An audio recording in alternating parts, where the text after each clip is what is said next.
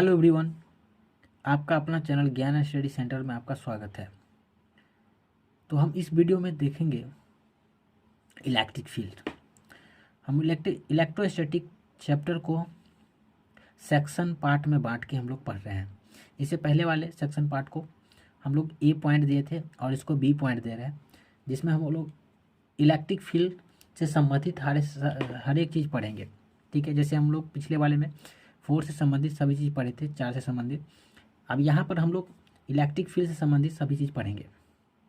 ठीक है, तो इस वाले वीडियो में हम लोग जानेंगे इलेक्ट्रिक फील्ड क्या है। ठीक है, और इसका प्रभाव क्या पड़ता है। ठीक है, अब यहाँ लिखा हुआ है space around the test charge. Space around the test charge. अब उस स्पेस में अगर टेस्ट चार्ज आ जाता है उसमें जिसमें फोर्स का एक्सपीरियंस हो, जहाँ फोर्स का अनुभव हो, तो हम कहेंगे कि इलेक्ट्रिक फील्ड हो रहा है। यानी अब जैसे मान लीजिए कि ये कोई चार्ज है, ये कोई चार्ज है, प्लस चार्ज। तो ये प्लस चार्ज है तो इसका कहीं ना कहीं दायरा होगा, कुछ ना कुछ दायरा होगा, इंटेंसिटी का दायरा होगा।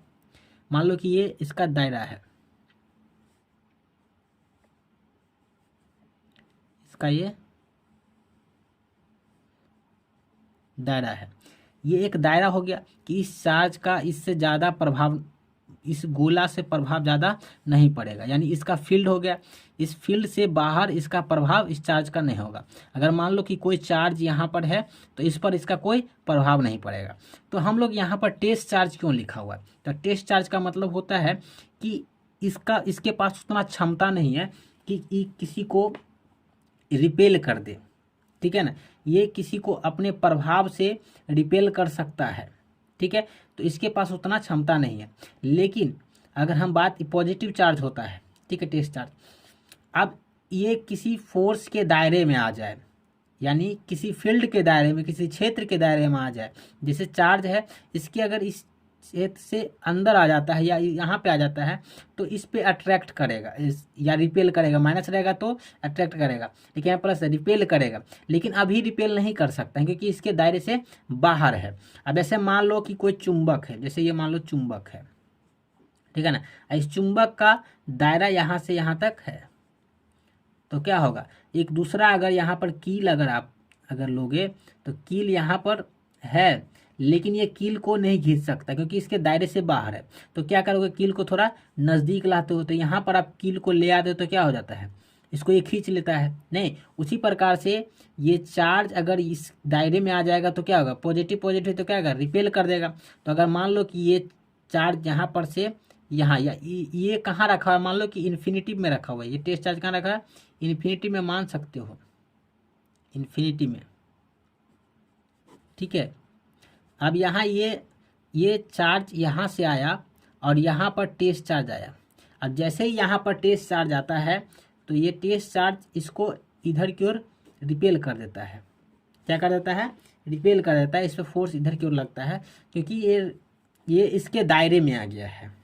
समझ में बात आ रहा है? और जब दायरे में आ जाता है तो इसका इंटेंसिटी काम करने लगता है, इसीलिए हम इसको बोलते हैं इलेक्ट्रिक फील्ड इंटेंसिटी। इसलिए इलेक्ट्रिक फील्ड को क्या बोलते हैं, इलेक्ट्रिक फील्ड इंटेंसिटी। यानी विद्युत क्षेत्र के प्रभाव पड़ने लगता है।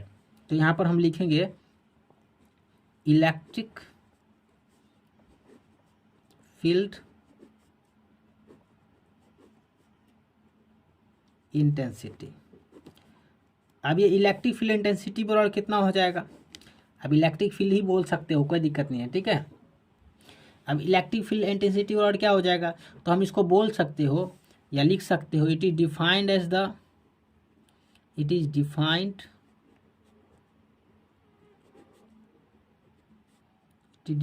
द फोर्स एक्टिंग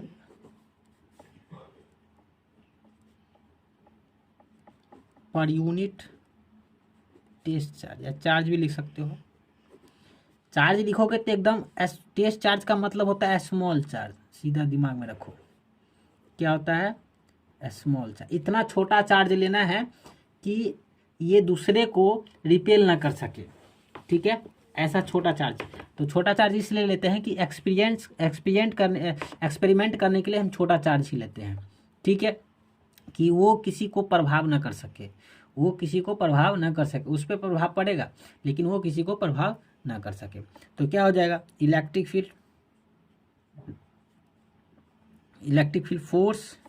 फोर्स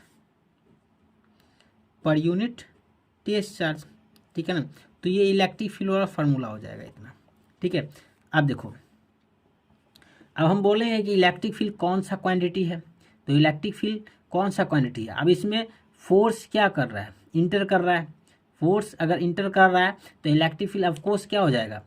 अब यहाँ पर जैसे ही इसके दायरे में आ जाता है, इलेक्ट्रिक फील्ड के दायरे में कोई चार्ज आ जाता है तो उस पर फोर्स लगता है। अब फोर्स उसका डायरेक्शन किसी न किसी डायरेक्शन में होगा, और जब डायरेक्शन हो जाता है तो वेक्टर क्वांटिटी हो जाता है। इसको हम लिखेंगे it is vector quantity, vector quantity. समझ में आ रहा बात। अब ये इसका ऐसा यूनिट क्या हो जाएगा, न्यूटन पर कूलम, न्यूटन पर कूलम या न्यूटन कूलम इनवर्स 1, ठीक है। इसको इस तरह से लिख सकते हो। अब इसका डायमेंशन क्या हो जाएगा, फोर्स का MLT -2,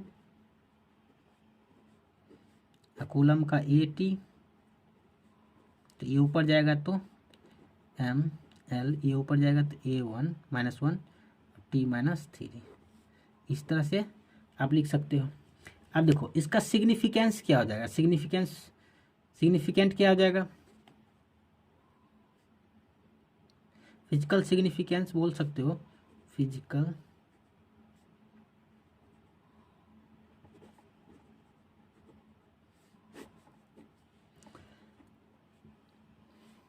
सिग्निफिकेंस का अगर हम बात करेंगे तो F बराबर क्या हो जाएगा, डायरेक्टली को E टेस्ट चार्ज। तो यहाँ से कूलम्स फोर्स निकल जाएगा, ठीक है ना, ध्यान रखना इस बात को, यहाँ से कूलम फोर्स निकल जाएगा। समझ में आया। इससे आगे हम लोग वीडियो देखेंगे, और पूरा वीडियो देखने के लिए धन्यवाद।